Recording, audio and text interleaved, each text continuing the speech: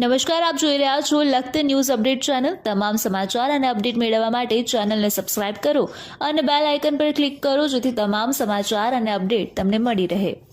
પાટડી તાલુકાના બજાણા ગામના પુલ પાસે અકસ્માત સર્જાતા કલાકો સુધી ટ્રાફિક જામના દૃશ્યો સર્જાયા। અકસ્માતમાં આઈસર ટ્રક અને ટેલર ટ્રકના ડ્રાઈવરોને સામાન્ય ઈજા થઈ હોય સારવાર અર્થે હોસ્પિટલમાં ખસેડવામાં આવ્યા હતા। પાટડી તાલુકાના રિપોર્ટર જુમાસા ફકીર પાસેથી મળતી માહિતી મુજબ પાટડી બાળવદ 4 રસ્તા વચ્ચે બજાણા ગામના પુલ પાસે 2 વાહન વચ્ચે અકસ્માત સર્જાયો હતો। બંને વાહનના ડ્રાઈવરને સામાન્ય ઈજા પહોંચી હતી, આથી બંને ડ્રાઈવરને સારવાર અર્થે હોસ્પિટલમાં ખસેડવામાં આવ્યા હતા।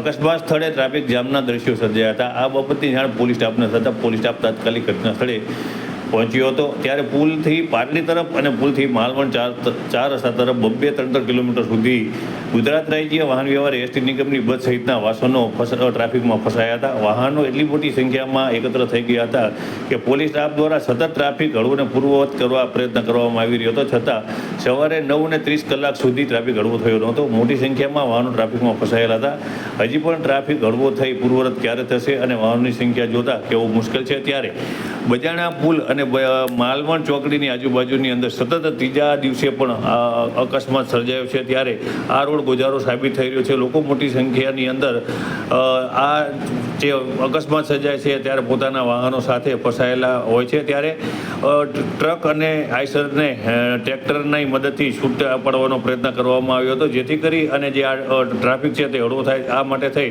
અને સેવાભાવી લોકો પણ કામે લાગી ગયા હતા।